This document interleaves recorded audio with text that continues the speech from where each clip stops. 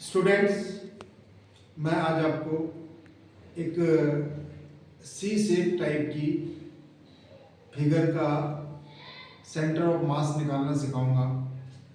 Question है कि एक फिगर हमें दे रखी है, इस फिगर का सेंटर ऑफ मास निकालना है। इसकी लंबाई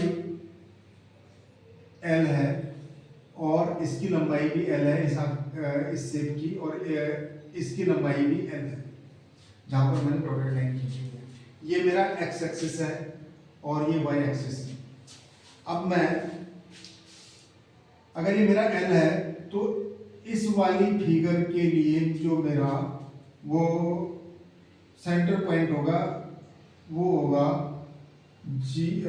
L कॉमा L/2 कॉमा 0। क्यों L/2 कॉमा 0 क्यों होगा?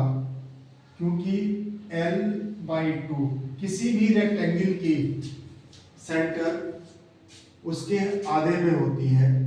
अब यहाँ पर x एक्सिस है, तो अगर यहाँ से यहाँ तक की दूरी पूरी L है तो ये जो है हमारा L/2 होगा इसका सेंटर। x एक्सिस पे y कोऑर्डिनेट 0 होता है, तो यहाँ पर मैं इसे कह दूंगा कि ये मेरा हो गया x1 y1। x1 हो गया L/2 और y1 हो गया 0। इसी प्रकार ये मेरा दूसरी फिगर, अगर ये मेरी फिगर नंबर 1 है, ये फिगर नंबर 2 है, दूसरी फिगर के लिए मेरा ये हो जाएगा। अब ये यहाँ से x एक्सिस से यहाँ तक की दूरी जो है मेरी L है, तो ये हो गया।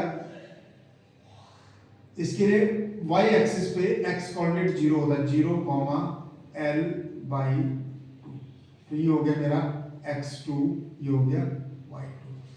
अब आती है बात, तीसरा कोऑर्डिनेट हो गया मेरा, तीसरी फिगर हो गई ये। इसके लिए मेरा यहां से यहां तक तो दूरी जो है ये L ही है, तो ये कोऑर्डिनेट हो जाएगा मेरा यहां पर, इसको मैं बिठा रहा हूं, यहां पे लिख रहा हूं L/2 कॉमा, अब यहां से लेकर के यहां तक की जो डिस्टेंस है, यहां से यहां तक की डिस्टेंस है वो है L, तो ये L हो गई, तो ये हो गया x3 y3। ये तीन कोऑर्डिनेट मेरे हो गए।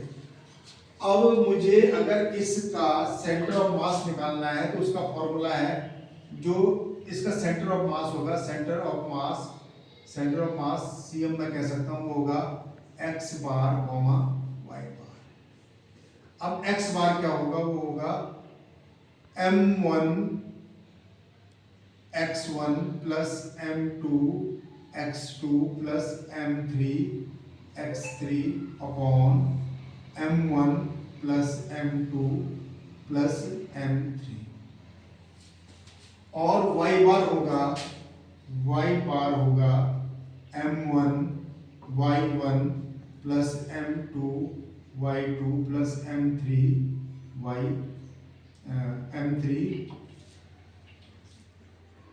y3 upon m1 plus m2 plus m3।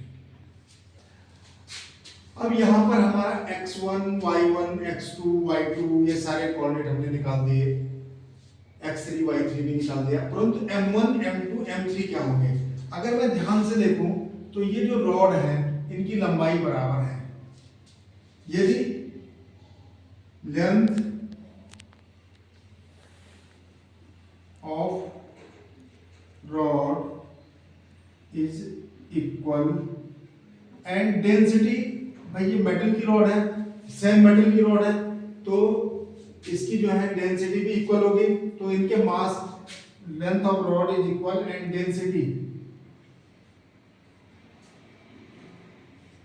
Of rod is equal, और we see that all three rods are made by same material, then m1 is equal to m2 is equal to m3 is equal to m। ये हम मान लेते हैं कि date ये जो है सब m है, क्योंकि बराबर होंगे इस केस में। तो अब हमारा यहाँ पर हो जाएगा x बार बराबर हो जाएगा m1 की जगह m प्लस x1 की जगह L/2 प्लस m2 की जगह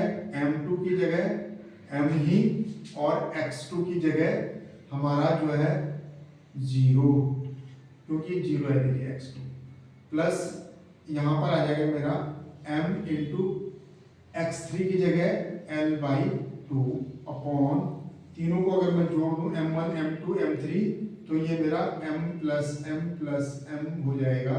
तो ये मेरा हो जाएगा x बार बराबर हो जाएगा, यहाँ से ऊपर से अगर ये तो 0 हो गया तो ये m कॉमन ले लूंगा, तो m कॉमन ले लिया तो l/2 प्लस l/2 और नीचे क्या होगा 3m, तो m से m कैंसिल हो गया, l/2 क्या हो गया मेरा l/2, x बार बराबर आ जाएगा मेरा l upon l/2 plus l/2 दोनों को मिला के l हो गया, ये l/2 l से लिया 2 और ये l हो गया l अपॉन 3, x बार का कोऑर्डिनेट ये हो गया। अब सिमिलरली y बार का कोऑर्डिनेट निकालेंगे, y बार बराबर हमारा फॉर्मूला m1 m, ये मैंने फॉर्मूला यहाँ पे लिखा हुआ है, इस फॉर्मूले में m1 m2 की वैल्यू रख दूंगा, तो m1 हो गया मेरा y1 देखिए 0 है, यहाँ पे y1 0 है तो ये 0 हो गया, प्लस y2 मेरा l/2 है, l/2 हो गया, प्लस y3 l हो गया और नीचे हो गया मेरा m plus m plus m plus m 3m। तो ये वाला पहला टर्म तो 0 हो गया, तो ये y बार बराबर हो गया मेरा m, यहाँ से इन दोनों टर्म से मैंने m कॉमन ले लिया, तो यहाँ हो गया मेरा l/2 plus l upon 3m, m से m कैंसिल हो जाएगा, y बार बराबर आ जाएगा मेरा, इससे एलसीएम ले लूंगा l प्लस 2l अपॉन 2 बटे अपॉन 3, ठीक है। तो ये मेरा हो जाएगा y बार बराबर हो जाएगा l प्लस 2l बराबर 3l upon 2, 3l upon 2 upon 3, और इस 3 से ये 3 मेरा कट जाएगा, तो y बार बराबर मेरा आ जाएगा l/2। तो मेरा जो कोऑर्डिनेट होगा वो होगा x बराबर आ जाएगा, यहाँ पर जो इसका सेंटर ऑफ मास आएगा वो आएगा, सपोज ये है Cm, तो ये हो गया x बार कॉमा y बार, तो x बार की जगह कितना लिखूंगा मैं l/3 कॉमा l/2, तो इसका आंसर होगा l/Cm जो होगी वो होगी centre of mass l/3 comma l/2, ये आंसर होगा फाइनल। ओके।